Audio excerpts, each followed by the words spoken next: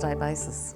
To introduce myself to other people outside of the service, I've actually set up a display of a photo, a background about myself, how long I've been in early childhood, my training, those sorts of things. I've actually also explained the roles of the educational leader, and I've actually got an evolving set of goals of what I'm actually striving to achieve over the next so many months. At the moment, my goals are, offering additional training to educators, setting up the regional meetings and the head office meetings for educational leaders, and also developing the environments of the educators at the moment. As I go on, I think my goals are going to get even longer because I actually want to go back to university and do additional training. So, and as that happens, I will update the board so that people can see that it's constantly evolving, that we're constantly moving forward, and that also gives someone a face to the name of your role and someone that they can go to. So new educators, families, new staff, all of that, they know who to go to first. And that's probably a really important thing to do, Beth, to clarify the role of educational leader and actually write down what the role involves in your context, because every context will be different, and the National Quality Standard and regulations haven't given a lot of guidance about what the role should involve. So I think it is really important to articulate that clearly and allow others to see what the role is and what your responsibilities will be. In the service, I provide the support. I'm the go-to person for the other coordinators. So when they come back from a visit, luckily we're all in the same office area, we'll have an informal chat about what's going on, where someone else needs support. If the coordinators need support to support the educators, or if the educators need support themselves. Some of your assignments will probably be doing observations and things like that. Don't double up. Yeah, that's true. Actually, you need to think about that. Put them back in here. At the moment, I've developed another focus area of the physical environment, and as the educational leader, I'm going to go out to every single one of our carers over the next 2 months and develop a report that will assist them in improving their environment, some suggestions, things like that.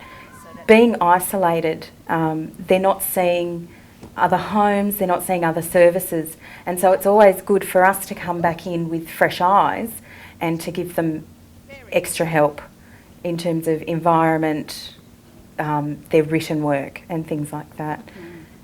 In terms of playgroup, we actually take that on as a team role. I oversee the program of playgroup, but we're very lucky in the sense that we've got a team that each have their own skills and their own interests. For example, one of our coordinators is passionate about the environment, so fantastic. I've sent her on the road to sustainability, and she's embraced that and incorporated that into our playgroup program, and also into educating the educators about it.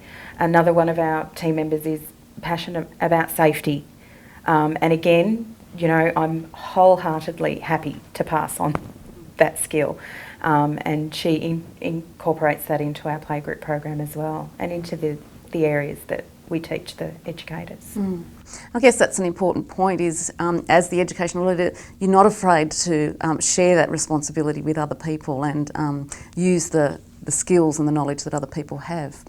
Absolutely. I also understand, Beth, that you have a broader role within your organisation for training and resourcing the broader organisation. Can you tell us about that? Yeah, we have 2 other family daycare services and multiple long day care services. Even though each service do have their own individual educational leaders, because I suppose was the first one to really sink my teeth into the EYLF, I took on the role of program development, curriculum development for our educators, and therefore I took on the role of training and educating the other coordinators of the other schemes. Since the educational leader's role has become official, Our organisation has actually even taken it to the next level, where all the educational leaders from the services get together monthly or twice monthly, I think it's going to be, and we have a meeting where we share ideas, get feedback from each other. Family daycare we've taken that on as well, and we have a region within Sydney where there's approximately 10 family daycare services, and we've actually developed a regional meeting of educational leaders that we'll be having either monthly or bi-monthly. And that's another way of getting lots of insight and information on the family daycare level, which is fantastic because you get to see what different schemes are doing and the way services are run, whether they're council or not-for-profit or private. You're getting all this information from each other. And because we are so isolated, it's important to get as much information as you can. So how did that regional network come about with the focus on educational leadership? I was at just a regular regional meeting where the managers go, and we'd previously had working parties for when the new regulations and the new EYLF came out, where we were discussing those things. And we all sort of agreed that, these things, particularly the EYLF, had been in place for a couple of years, that we all sort of had a good handle on it, and we wanted to actually move that along. And so it was suggested that we use that time, because we're very time poor, to use that time for educational leaders.